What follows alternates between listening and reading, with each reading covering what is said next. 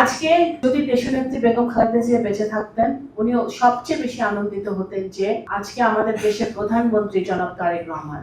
আমাদের একটা প্রধান দায়িত্ব হচ্ছে যে দেশনেত্রী বেগম খালেদা জিয়ার জীবনী আমাদের এই নতুন প্রজন্মের সামনে তুলে ধরা। উনি মানুষ হিসেবে কেমন ছিলেন, উনি রাজনীতিবিদ হিসেবে কেমন ছিলেন, উনি দেশের জন্য ওনার কি ত্যাগ, নেতা কর্মীদের জন্য ওনার কি ত্যাগ, এই সবকিছু কিন্তু তুলে ধরতে হবে আমাদের। সেটা অত্যন্ত গুরুত্বপূর্ণ একটি কাজ। দেশনেত্রী বেগম খালেদা জিয়া 1971 সাল থেকে মৃত্যুর আগ পর্যন্ত উনি দেশের মানুষের জন্য কাজ করে গেছেন। দেশে যখনই গণতন্ত্র হোঁচট খেয়েছে, উনার যে স্বৈরাচার বিরোধী আন্দোলনের মধ্য দিয়ে ওনার আপোষহীন যে মনোভাব এবং যে কোনো মূল্যে দেশের স্বার্থ রক্ষা করতে হবে সেটার যে মনোভাব, সেটাই কিন্তু প্রতিফলিত হয়েছে।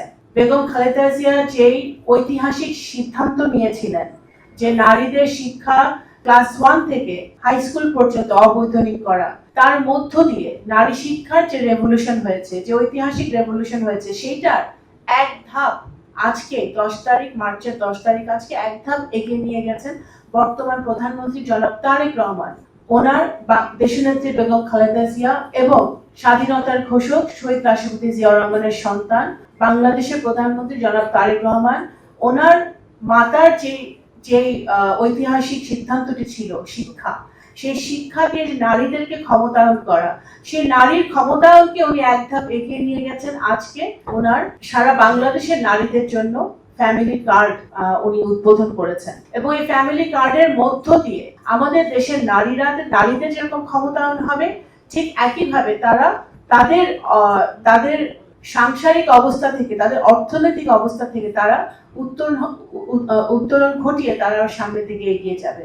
তো সেই জায়গাটায় কিন্তু বাংলাদেশ জাতীয়তাবাদী দলের আমরা যারা নেতা কর্মীরা আছি, আমাদের একটি বিশাল গর্বের জায়গা, আমাদের যেটা সেলিম ভাই বললেন, আমাদের ইমোশনের জায়গা, আমাদের ভালোবাসার জায়গাটা হচ্ছে দেশনেত্রী বেগম খালেদা জিয়া।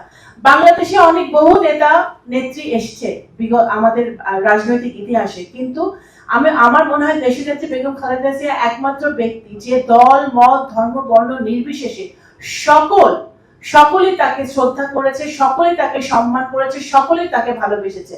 তার যে ঘোর যে তার শত্রু, সেও কিন্তু তাকে সম্মান করতে বাধ্য হয়েছে, তাকে শ্রদ্ধা করতে বাধ্য হয়েছে। তার জীবনের জন্য সে যেভাবে তার জীবনকে অতিবাহিত করেছেন, সেই জন্য কিন্তু তাকে সম্মান দিতে বাধ্য হয়েছে এবং সেটা সবচেয়ে বড় প্রমাণ ওনার যে বিশাল জানাজা হয়েছে। এই দুটি জানাজা, শহীদ রাষ্ট্রপতি জিয়াউর রহমান এবং মরহুমা দেশনেত্রী বেগম খালেদা জিয়ার যে জানাজা আমরা দেখেছি, বাংলাদেশের মানুষ এই ধরনের জানাজা মানে আমরা এই উপমহাদেশে কেউ দেখে নাই। তো সুতরাং এটাই প্রমাণ করে যে উনি কত জনপ্রিয় ছিলেন।